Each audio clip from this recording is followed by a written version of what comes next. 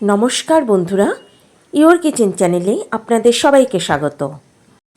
আমি আজ আপনাদের করে দেখাবো একদম নতুন স্বাদের আর নতুনভাবে এই রুই মাছের গ্রেভি বা রুই মাছের কারি। রুই মাছের কারি বা রুই মাছের গ্রেভি আপনারা নানা রকমভাবে রান্না করে থাকেন। আমি আজ আপনাদের একদম অন্যরকমভাবে এই রুই মাছের গ্রেভি করে দেখাবো।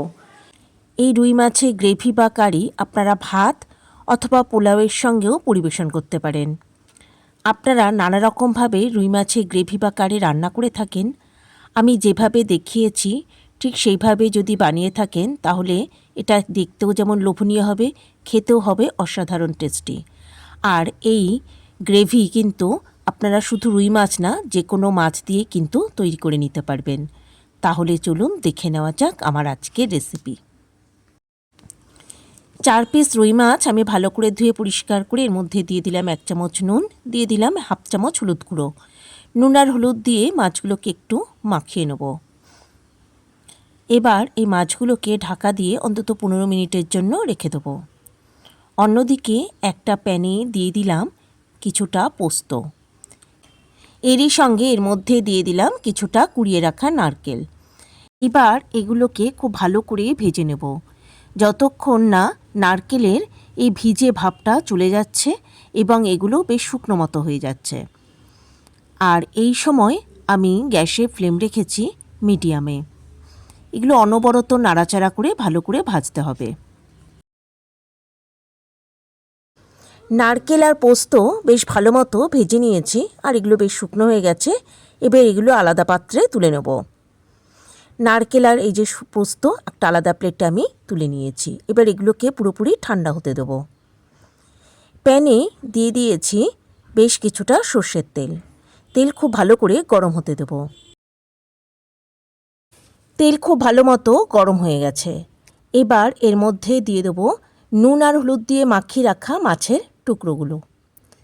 এবার এই মাছের টুকরোগুলোকে ভেজে নেব, তবে খুব বেশি কিন্তু ভাজবো না, হালকা ভেজে এগুলোকে তুলে নিতে হবে।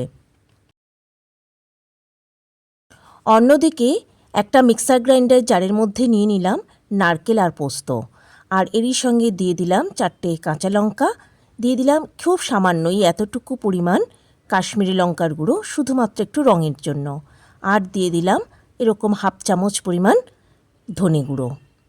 এর মধ্যে দিয়ে দিলাম কিছুটা জল, আর এগুলোকে একটা মিহি পেস্ট আমি তৈরি করে নেব। অন্যদিকে মাছের পিসগুলোর একদিকটা ভাজা হয়ে গেছে। এবার এগুলোকে সাবধানে উল্টে দেব যাতে অন্য পাশটাও ভালো মতো ভাজা হয়ে যায়।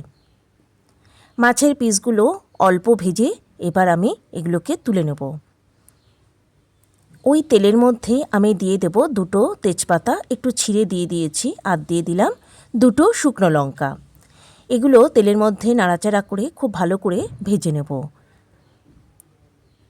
এবার ওই তেলের মধ্যেই দিয়ে দিলাম কিছুটা বেটে রাখা পেঁয়াজ। এবার এই পেঁয়াজ বাটাও খুব ভালো করে ভেজে নেব, আর এই সময় আমি গ্যাসের ফ্লেম রেখেছি একদম হাইতে।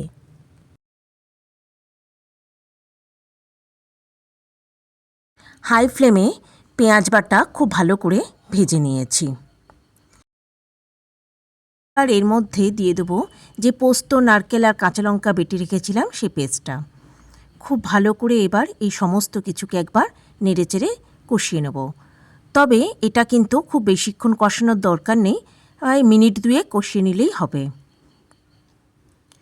মিডিয়াম ফ্লেমে সমস্ত কিছু ভালো করে কষিয়ে নেওয়ার পর এবার এর মধ্যে দিয়ে দেব কিছুটা জল। তবে জলের পরিমাণ খুব বেশি দেব না, জলের পরিমাণটা একটু বুঝেই দিতে হবে, কারণ এটা একটু গ্রেভি মতো হবে।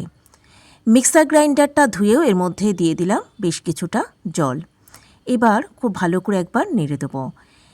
এবার এর মধ্যে দিয়ে দিলাম পরিমাণ মতো নুন। ভালো করে নেড়ে মিশিয়ে দেওয়ার পর এবার এটাকে ঢাকা দিয়ে হাই ফ্লেমে ভালো করে ফুটতে দেব। ফিরে এলাম বেশ কিছুক্ষণ পর, ঢাকা খুলে দিয়েছি, আর এই গ্রেভিটা কিন্তু বেশ ভালো মতো ফুটতে শুরু করেছে।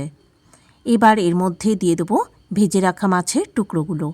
আমার সকল দর্শক বন্ধুর কাছে একান্ত অনুরোধ রইল আমার চ্যানেলটা সাবস্ক্রাইব করার ও পাশে থাকা বেল আইকনটা প্রেস করার।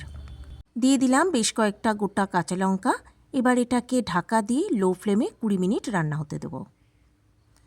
ফিরে এলাম প্রায় 20 মিনিট পর। ঢাকা খুলে দিয়েছি আর দেখতেই পাচ্ছেন গ্রেভির ওপরে কিন্তু তেল ভেসে উঠেছে। আর গ্রেভির কনসিস্টেন্সিটা কিন্তু একটু পাতলাই রাখবেন। এর মধ্যে নারকেল আর পোস্ত দেওয়া আছে, তাই একটু ঠান্ডা হলেই কিন্তু এটা অনেকটাই ঘন হয়ে যাবে। ওপর থেকে দিয়ে দিলাম বেশ কিছুটা কুচিয়ে রাখা ধনেপাতা। এবার আমি গ্যাসের ফ্লেম বন্ধ করে দেব। তৈরি হয়ে গেল আমার আজকের রেসিপি, ভীষণই টেস্টি এবং নতুন স্বাদের রুই মাছের গ্রেভি। রেসিপিটা ভালো লাগলে একটা লাইক, কমেন্ট ও শেয়ার করার অনুরোধ রইল সকল দর্শক বন্ধুর কাছে। তবে আজকের মতো বিদায় বন্ধুরা, নমস্কার।